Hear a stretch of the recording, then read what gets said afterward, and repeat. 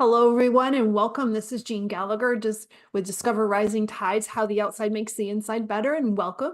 And I'm here with Denise Stegall. Hey, Denise. Hey, Jean. Hey, we're continuing our conversation on your interesting take on resolutions and how we should really look at these so much more differently than we do, because it's really a habit change. And I love what you want to talk about, because you're talking about asking for help. And that's not something that's usually on the it's not on the bingo card for resolutions. No, and this I think kind of, it comes along with resolutions, and we'll talk a little bit more about that, resolutions and what we should be or what we could be doing better in a couple of other episodes as well. But this one I think is really important because, you know, we've been told forever, oh, you have to make a New Year's resolution. What's your New Year's resolution? This year I said, I'm done with these resolutions. They don't work for tons of reasons. So I decided, let's pick a theme. So we've been talking about what that theme is, right? My theme for the year is impact. What kind of impact that I want to have on myself, obviously, my husband, my family, my friends, my clients, and our audience, right? And what I realized in the last couple of weeks, that something is missing when we're creating this theme, whatever it is, impact, harmony, give it, whatever you've decided. What did you decide? Did you pick one? A word, excuse me, a word? Theme, yeah. Decide. Decide. Ha. So, okay, so this is interesting. So what I find is we've created these ideas now, this theme for the year, and it's ours. We've taken ownership of it, right? Mm-hmm. But can we achieve it the way we want to on our own? It's a good question. We It's a think we good question. should, because the ego takes over. Absolutely. We think we should. Ha, there's that word. Trying to remove that word out of my vocabulary. Because when we talk about, we should do this or I should do that, we kind of are pushing, it's kind of like getting pushed into doing something rather than like getting pulled to do something because it's something you want to do. Right. So when we do all these things by ourselves, one, it gets lonely. Two, you kind of lose momentum. Um, and, three, you kind of all of a sudden go, wait, what did I start out to do anyway? And I'm doing this all by myself. Why am I doing that? So I have a client who, she's a friend actually. Sometimes I think I'm more her client than she is mine. But she used to own a fitness studio down in Florida. And when she first opened, she tried to manage everything herself. Now, she is in incredible shape. She loves this studio. And it was really what she always wanted to do. She did literally everything. She was teaching classes. She was marketing. She was cleaning the toilets, right? And eventually, the workload just was overwhelming. Mm-hmm. She wasn't having fun anymore. Right. So what do you do in that situation? Do you close up shop? No, of course not. What do we do? That's not why she got into it, though. She didn't get into it not to have fun. Exactly. The same thing with our theme for the year. We didn't get into it not to have fun or not to succeed. So what we realized when I was talking to my friend Lisa is she was always that she's always been kind of that driver, type A personality. I can do anything, and she basically can. Whatever she's tried, she's succeeded at.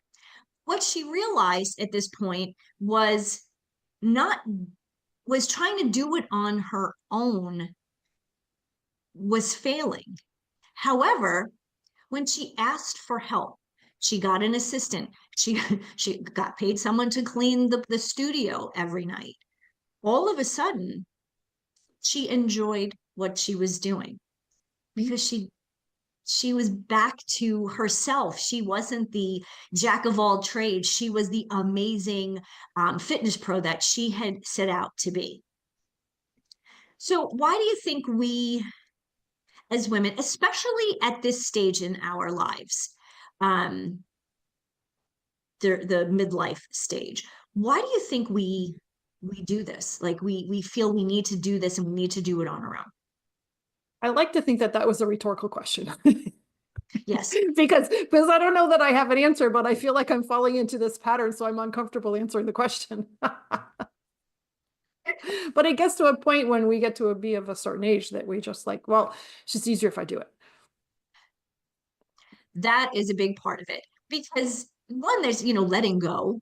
Um, right. A lot of times you think, yeah, it's faster if I just do this, but it's faster if I do this and faster if I do this. And all of a sudden now you've got 10 things that'll be faster. But if you had taught one person how to do one of them, you could actually focus more. So when we ask for help, whether it's, asking our BFF to support us, be an accountability partner, if we hire an assistant, oh, God forbid, right? How many businesswomen do we know say, oh, I don't really have the money to hire an assistant? Well, if they hired the assistant, they'd have more money because they'd be focusing on the things that were important, right? And let's be real, at this stage in life, energy can be an issue. I don't have the same amount of energy I did at 53 and 3/4 than I did when I was 20. Still energetic and I still feel good. But let's be real, by 6 o'clock at night, I'm done. Where I used to be able to go, go, go, go. I was the Energizer Bunny, right? Friends in college used to call me Perpetual Motion 2, because apparently I had a friend who was Perpetual Motion 1. But doesn't it going. become the work harder, work smarter, not harder piece? And that's what you Absolutely. were talking about with your friend. She's working harder and she's working harder, but she's not working as smartly as she should be. Exactly. So this is the time when, whether you've made a resolution, if you did, I recommend stepping back and creating a theme for the year. If you've already created that theme for the year, awesome. But now it's time to think, who do I need to support me to make sure this happens the way I want it to? So Thank you. you're welcome. Last thought. Success. Please. Success is not a solo journey. It's about sharing it with others. What a great way to end that one. Thanks, Denise.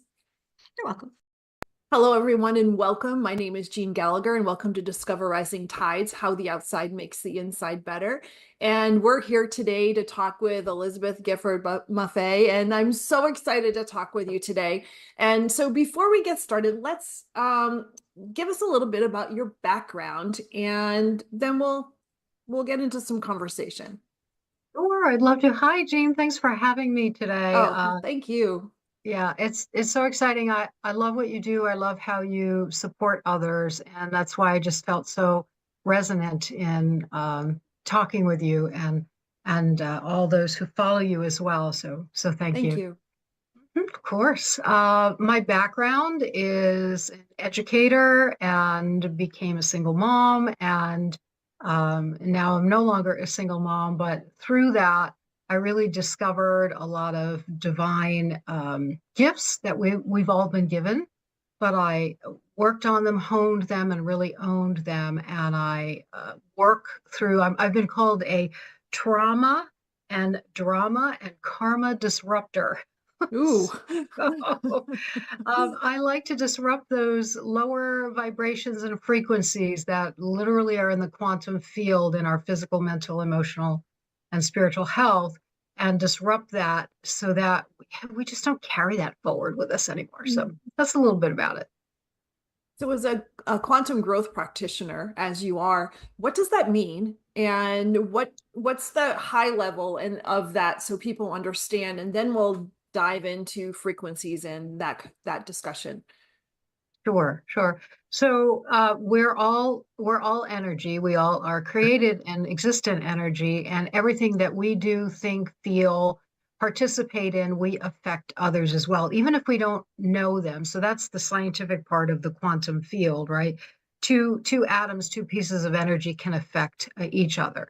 So when we are feeling in a place that is not for our highest and best, lower frequencies, frustration, sadness, anger, all of those things as a human, we need to feel, but if we stay stuck in that, then we don't rise and we can't help other people rise. So I hope that answers the question. It does. Thank you. And so give a brief description about how frequencies, you just mentioned lower frequencies and sadness, how different frequencies affect us, and how do we, this is probably a long answer to you. This will take a long answer to answer this question. Not only what are they, but then how do we work with them to improve ourselves? Right. Oh, those are all great questions. Well, just imagine, for example, you go into a room, maybe you go into maybe not a party or a party, a networking event, a family event. It doesn't matter what the event is. There are other people there. You may or may not know them. And the mood of either one person or the overall mood, you can, I mean, I'm sure you've felt it. Everyone feels it. And do you ever walk away saying, "Oh, that person was a downer," right? Or maybe that's an old expression. But you could just kind of feel you might have gone in there all happy and excited, and then you kind of walk away feeling, "Oh, what was that about?" And that's that lower frequency. Someone is in a stinking thinking mood, right? Or perhaps they've had something just happen to them. We don't want to judge. We're not here to judge others, but maybe something tragic or dramatic just happened in their lives, and they had to show up for this event, and they just can't bring themselves to feel happy, light, right? Ever. So frequencies, the lower vibrational frequencies. What does that mean? Like sadness, anger, frustration, depression, anxiety, stress, all the stuff that we may feel, or some of that we may feel, especially during this time of year, right? Those feelings have a frequency. What does that mean? It means when they're the lower frequencies, when you measure them, they move at a slower rate, right? And in order to raise our frequencies, in order to get out of that, we need to intentionally shift it to be able to raise it out of, say, for example, grief, right? When you're grieving the loss of something, it could be a job or someone, right? And you're just feeling very sad and in grief. There, through time and through different methods, you can raise your frequency and come to acceptance, right? It doesn't mean you're going to go from sad to happy and that's it. Sometimes we have to slowly go up a ladder and we may drop back down again. So as we raise in higher frequencies of reducing that stress, of feeling better about ourselves, of feeling worthy, of feeling excited, right? And those higher frequencies, those move at a faster rate, right? It's called hertz. If you're on the radio and you turn it to a certain channel, and you're listening to very slow, comforting jazz music, if that's comforting for you, that's one channel. But then if you turn it to another channel and you've got rock music or very upbeat, lively music, it runs at a different frequency. So I hope that maybe that helps. I love this conversation because I don't know that everybody realizes that there are energy sources for different feelings and experiences as well. And I think that this is a fascinating subject because, as you said, we are energy and we respond to, or we create and we emanate energy from our bodies, and we receive as well. And I love the example that you use is when you walk in the room and you feel the energy of the positive or the negative or the neutral feelings of like, oh, this isn't a space I want to be in. That makes me think about business networking. Oh, this isn't a space I want to be in. The energy in the room is different. It can be different. So you also mentioned seasonal too. I think I'm jumping around a lot, so I apologize, and reel me back in as well. But you mentioned seasonal. I just wanted to touch on that and not let that go. So for people that are in northern climates and going through seasonal changes, the energy during I'm from Maine, and in the winter was always a slower time. Right. And well, it's dark a lot, but it's also that time of regeneration.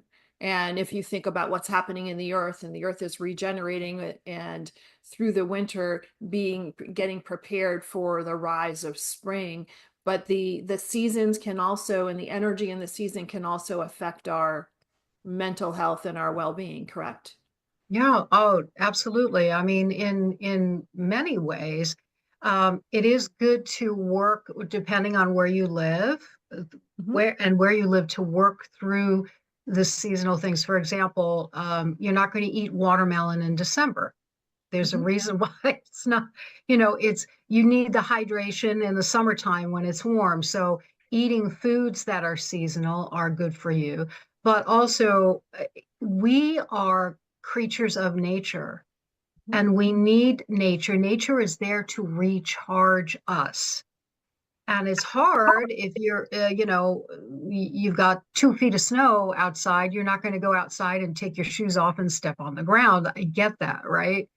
But there are lots of other ways to be able to recharge yourself. It is a time of rest. Allow yourself that. Eat those warm, comforting foods and all of that. But we need light. We are light bodies. That's what we are first and foremost. When we were created, this is scientific proof that there was a spark of light the millisecond that we were created. I've seen it. It's amazing. So we need to continue to nourish that light within us, regardless of the season. So, if you can't go outside, may I share one way that people can do that? Please. Yes, please. Yeah. Yeah. So if you're in a region where you can't go outside, and you've got weeks upon weeks where you've got blizzards, and I grew up in the north, so I know what it's like, right? But you can't, it's difficult to go out. Even if you can go out, first of all, go find, and I know this sounds very trite, but go touch a tree. Trees are connected to one another by a substance underneath the ground called mycelium, and they help each other to heal each other. When there is a tree that is not doing very well, or is in dis-ease or discomfort, and that's what we have, is dis-ease, right? They will help each other. So just touching a tree, leaning up against a tree, or touching something of nature, it will exchange energy with you. Now, that being said, if you can't go outside and do that this time of year, and this is a time where a lot of people get very nostalgic. There may not always be good memories attached to the holiday season, right? But even if they are, and you need to recharge your batteries, we're also electrical beings. We're light, right? You need to recharge your batteries. You can literally call in the light for yourself. So if you sit inside quietly for a moment, this only takes a moment. You don't have to know how to meditate. You don't have to have any prior experience, but you sit and you close your eyes and you just see a ball of light above your head. Right? And I can get real technical about this, but we're not going to right now. Just close your eyes and see that light above your head, and see it coming down into your body and holding it in your chest, in your heart space. That's the frequency of 528. 528 hertz. That's the frequency. That is the same frequency of our earth. Earth and nature are here to love us and heal us, right? So see that white light or golden light, whatever it is, see the sun inside of you and in your mind's eye, yes, it feels like pretending, but it's really not, because we are incredibly capable of creating whatever we choose with our thoughts, right? And just see that light spread beyond your body and see it filling the room, and maybe kind of going on other people in the house that that are maybe kind of on the low end right now too. That's okay. If they get in the middle of your light, that's fine. You can recharge your battery. It's really important to recharge. And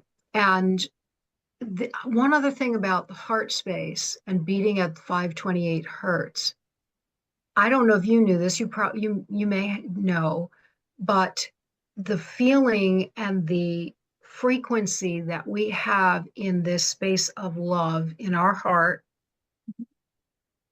can be measured scientifically 15 feet away from us. Really? Absolutely. Wow. I did not know that.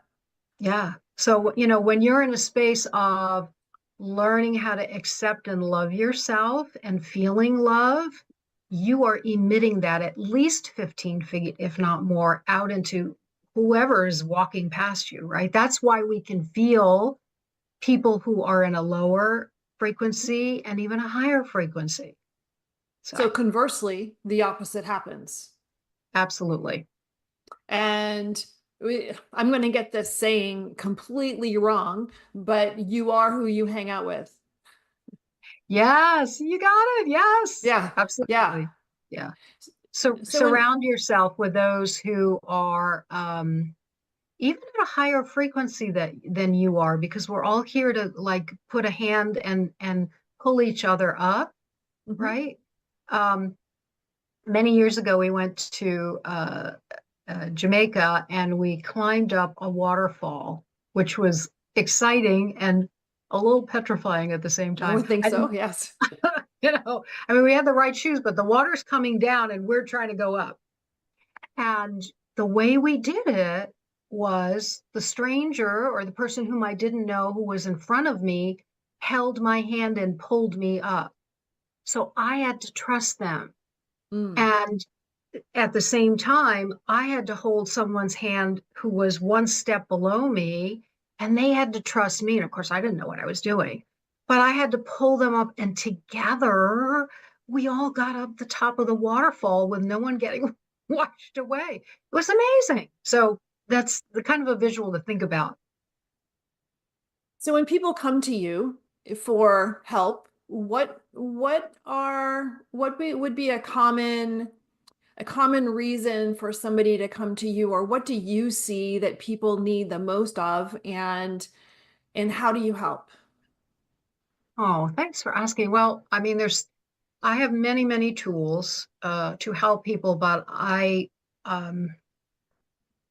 very humbly gifted with the ability to meet someone where they are at that very moment. My sweet spot is working with people one-on-one or couples or sometimes very small groups, but typically I meet them at the frequency where they are and I get to the root problem of what is holding them back. I don't believe in Band-Aids, right? We want to get to what's going on in your relationship with yourself, right? Are you holding on to stories and beliefs that other people gave you and you started to believe it is true, right? Oh, that has to be common. It truly is. I think we've all experienced that. Like, what? I'm not this, or I'm not that, or I'm not, and particularly if very often my clients don't know how to get out of a situation because number one, they don't know what the root cause is. Number two, they can't clearly see a way forward and how to shift out of that. And very often it's associated with our voice. Mhm. And I do work with the chakras, which are energy centers in the body. That's one of the things that I work with. But our throat chakra, our place of voice, to be able to speak up for ourselves, is also associated with the solar plexus, which is just above the belly button. And that's the seat of confidence and courage. Mhm. So you can see how they're connected, right? So if you're believing things about you that are not true, then you don't have the confidence to make the decisions that are best for you. And you don't have the confidence to speak up for yourself, or you don't know how to shift that, how to become neutral, how to stand up for yourself and empower yourself. And very often people are worried about hurting others. So they don't want confrontation, or, or they don't know how to express themselves. And one of the many things that I do is help give them that opportunity to learn how to express themselves in a healthy, loving, kind way that is healthy, loving, kind for themselves, and clearly sets the stage for others to no longer implant those untrue stories on them. So if somebody is expressing themselves in a healthy way versus expressing themselves in an unhealthy manner, the frequency of the actions are totally different. Would that be correct? So if you're expressing yourself in an unhealthy manner, or unhappy either, you're operating at a lower frequency, and you're sharing that lower frequency with that person, and it's going to continue. It's going to be difficult to break that energy level. Am I getting this correctly? Yeah, you are totally on. I love it. I love Oh, it. good, good, good, That's good. totally And on. Go ahead. no, and so conversely, on the other side of that, if you're learning to express yourself in a more healthy manner, it's coming out at a different frequency, and it's received differently too. Correct. Correct. It's like I talked a little bit about confrontation just a minute ago, and we typically will meet people at their level or close to their frequency, right? Mm-hmm. Because if we're too happy, what might happen? If we're too happy, we're too positive, we'll lose this we're in fear of losing this relationship, because we know they're never going to be able to get to that level. So we stay at their level to avoid that confrontation, right? But as there's, if we come in, okay, if you think of someone who's a medium, what does that mean? It just means that spirit is vibrating at a higher frequency. And as humans, we're vibrating at a lower frequency, just is what it is. And a medium will bring his or her frequency up enough so that they can communicate. But the same thing with people in our lives. If you have difficulty communicating with someone, it's because you are on different frequencies and there's too much of a gap. Do you see what I'm saying? Too much of a gap. And so sometimes we lower our energy so that we can still be in that person's In there. realm, but it doesn't serve us, Mm-hmm. right? So one of the ways that we can, and we can't hold on to everyone, and we can't hold on to everything. Sometimes there's a time in our lives where we need that person. They're there to teach us things, right? But we can slowly raise our energy so that we can inspire. We cannot force anyone. Everyone has free will. We can inspire that person we can still communicate, but raise their energy a little bit. So it's that walking up that waterfall of let's take one step at a time and rise together. And I've seen it. Lots of clients of mine, and I've seen others do it. It is very doable. You just you just need the guidance to know how, and then take action.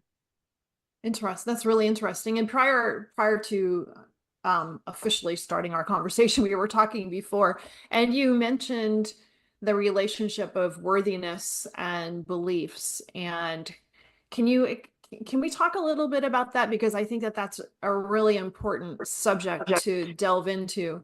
And I'm going to preface this with, we might need to have a second conversation to delve deeper as well. So I would love to do that if you're interested. But for right now, let's talk a little bit about the worthiness and the belief system, and how our energy affects that, or how we affect ourselves within that realm.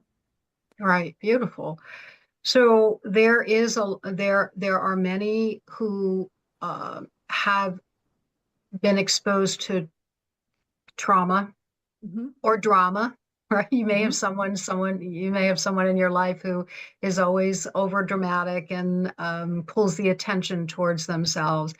And we tend to start to create in our thoughts that I am not as good as them. We start to compare, Mm-hmm. or I am just not worthy. We're in this, we can get stuck in a kind of like a hamster wheel cycle. Uh, oh, well, the money just never quite comes in, or I'm never able to make enough money, or my relationships are always bad.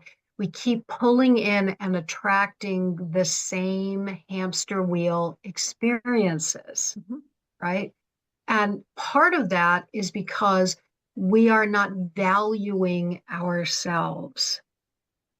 Mm. And it's not like I deserve to have more wealth. I deserve to have a better relationship. We are all naturally deserving. It's not that you have to do anything to earn that, to deserve anything. It's already been given to you. Mm-hmm. You have that ability. But I just saw this quote. It's always interesting how spirit works. The quote this morning came across before we hopped on, and it said, "No person is your friend who demands your silence or denies your right to grow." Mm. Interesting. Yeah, and you know what? That can be us too, right? Mm. We We're can do that we're to ourselves. Yeah. Why Mm-hmm. would we demand our silence? Why would we stop talking about and feeling and attracting those things because we are worthy, and we're denying ourselves the right to grow? I Well, mean, doesn't yeah, want to say it is that if you talk to your others like you talk to yourself, you would have no friends. exactly. Yes, I love That's that. exactly what you're talking about, right? Yeah, It's our mental, the 6 inches between our ears, and the conversations that we have about self-doubt and unworthiness, and our self-beliefs can really damage our ability to move forward in a positive manner. it damages our ability to move forward, and it also stops the flow of what is rightly ours, Mm. which is anything and everything that you could think of to choose to create that you desire in your life. It's again, when you step in that energy of the belief, not only that I am worthy, I mean, it's just given. It's just Mm-hmm. given that you Mm-hmm. are worthy. And honestly, it's it's it's not it's not each individual's fault. We have literally had so much information over millennia that has told us that we are not worthy. And it's time for us to stop believing that, because it's not true. We can create anything we choose. But one of the things that I share with my clients is, when you start to think that, the more, whatever you think, number one, creates a super highway, an electrical highway in your brain. This is scientific, right? So you keep thinking, oh, I'm not good enough. I'm not worthy. I can never make as much money as that person. I could never, I'm not going to be able to retire, da, da, da, da, da, all that. You're creating a very wide superhighway that is your default. Mm. And so now you don't even have to think about it anymore because you've implanted it there. However, you can disrupt that. And it is just a matter of choice. When you start to hear that thought in your head again, oh, I'm never going to be able to, whatever, stop, recognize it. Do not let it hide in the recesses, right? Like it's like you're calling it out, right? And you say, wait a minute, I hear you. Mhm. And you no longer have my permission as a belief. You no longer have my permission to live in my body because thoughts, energy can get implanted in the physical body and can create physical dis-ease. So we don't want that either, right? So you stop it by saying, you don't have my permission. And then you shift it into something positive, even if you don't quite believe it yet. Mm. Saying it out loud starts to raise the frequency, right? It starts to, instead of giving your power away, Mhm. you're creating your power. So, oh, I will never be able to do that. No, that is not true. You don't have my permission to live in my thoughts anymore. I'm done with you. I choose to create a whole, well, amazing life. That's it. Then so you shift it, see? Mhm. But you can't just bury it. That And doesn't work.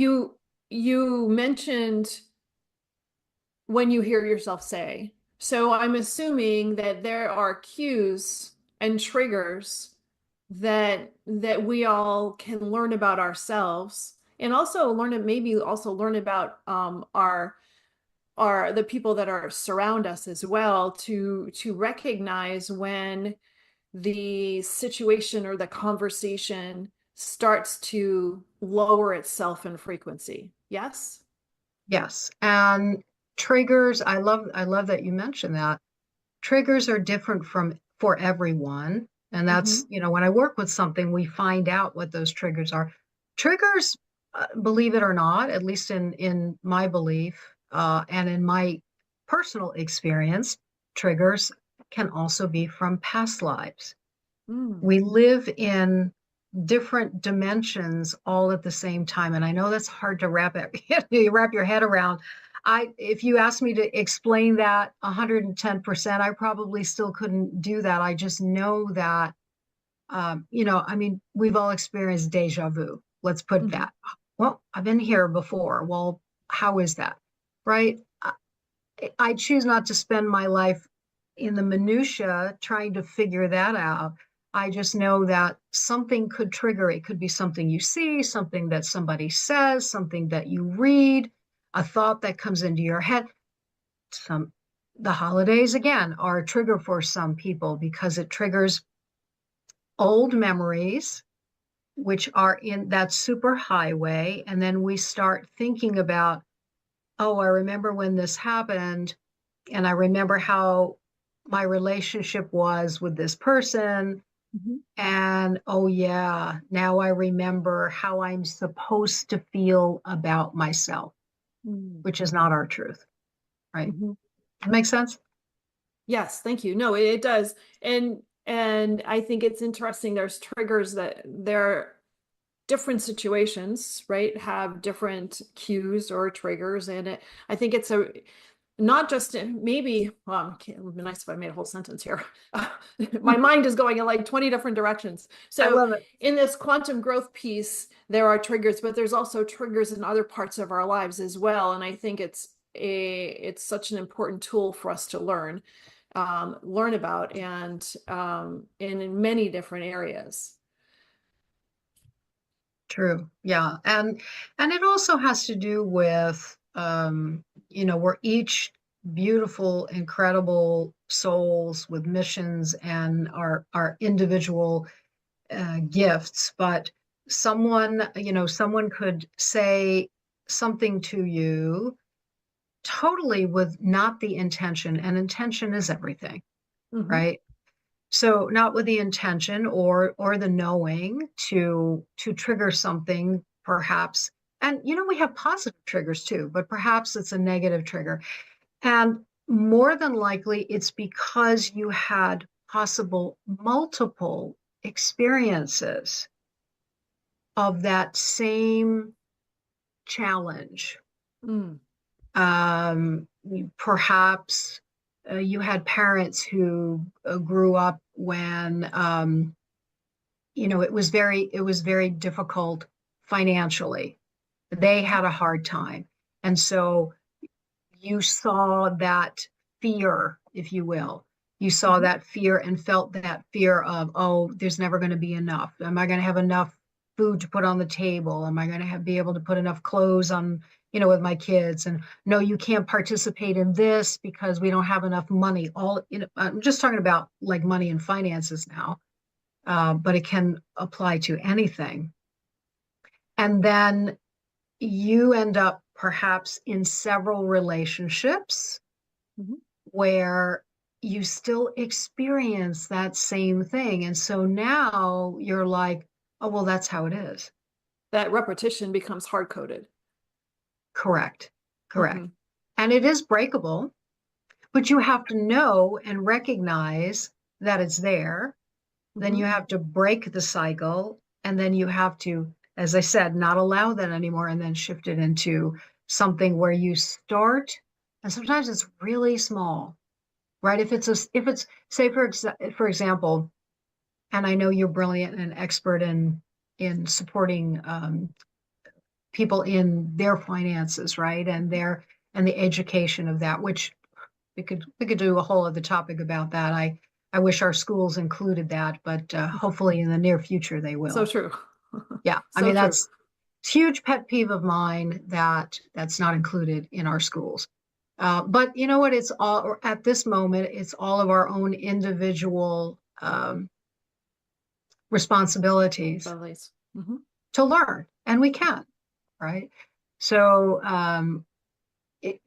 having those experiences, take one little step, and I bet you could totally slay this, right?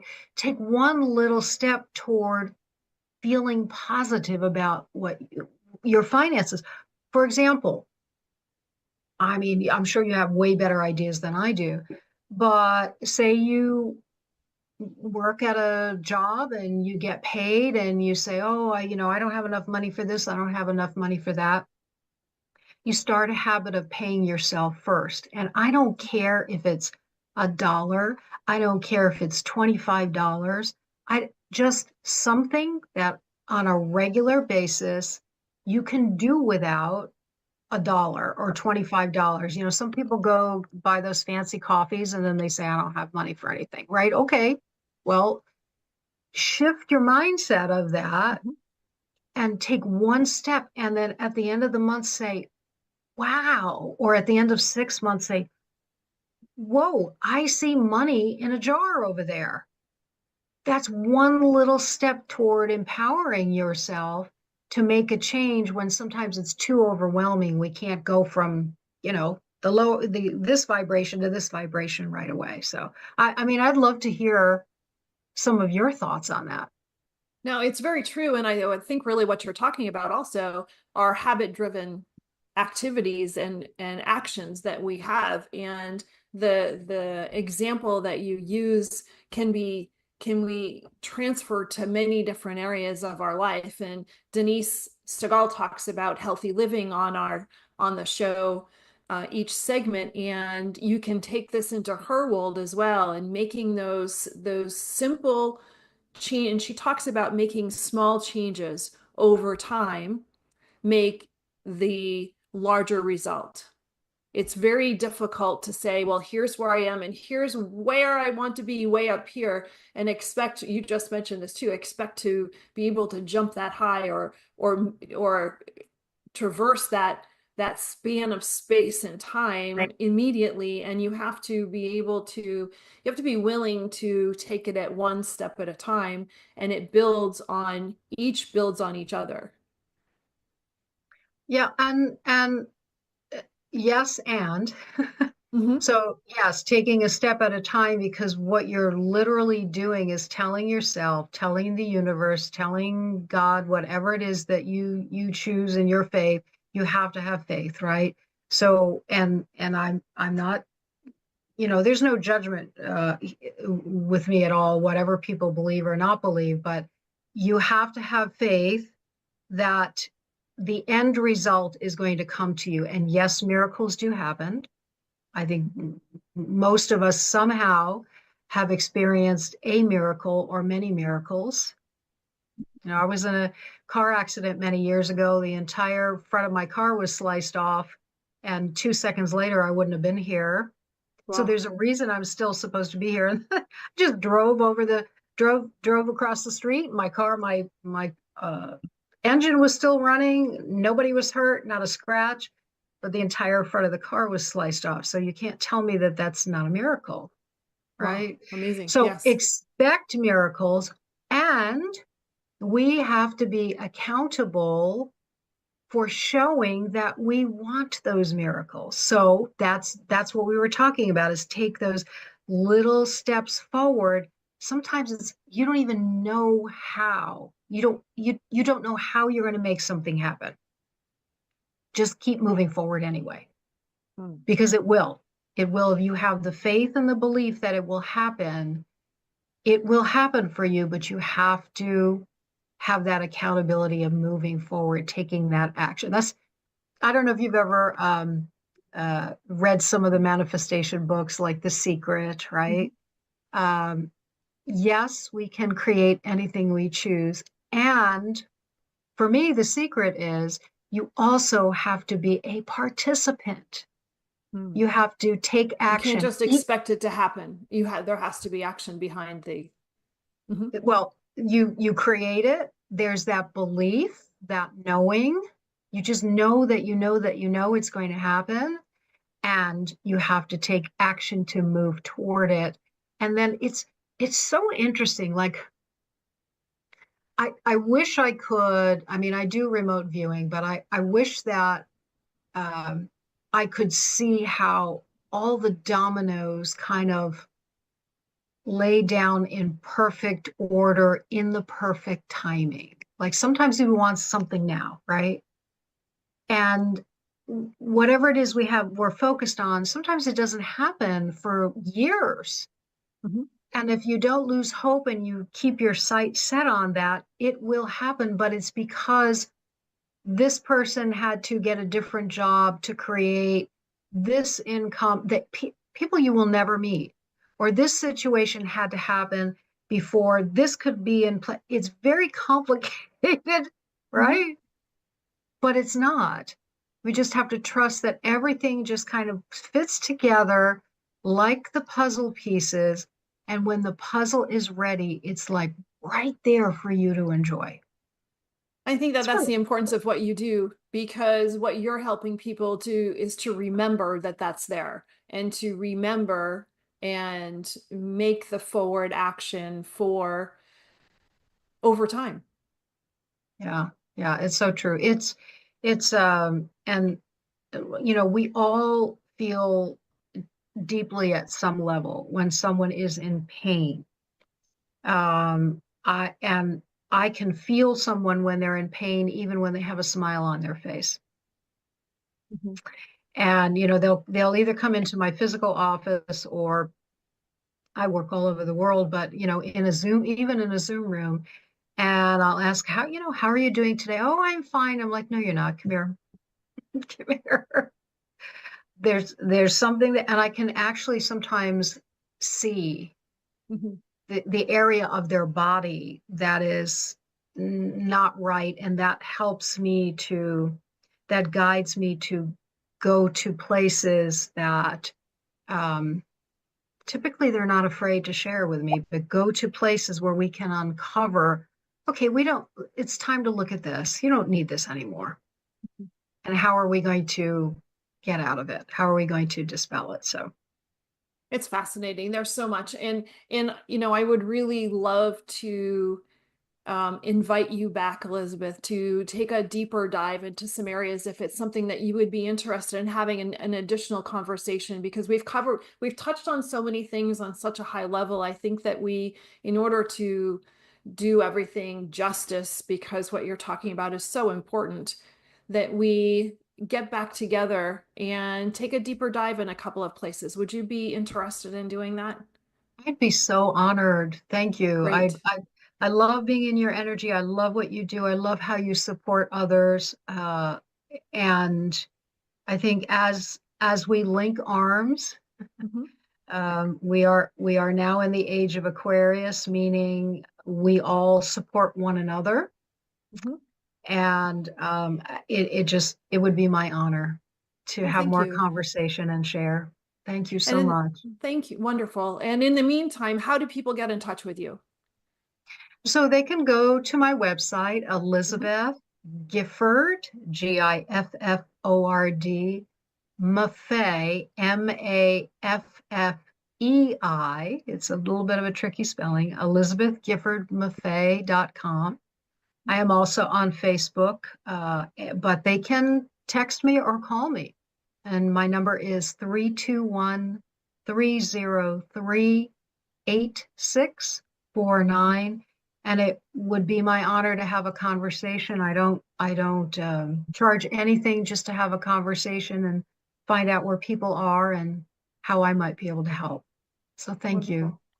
Elizabeth, it's been a pleasure talking with you, and we have so much more to talk about, and I'd love to revisit this and take a deeper dive.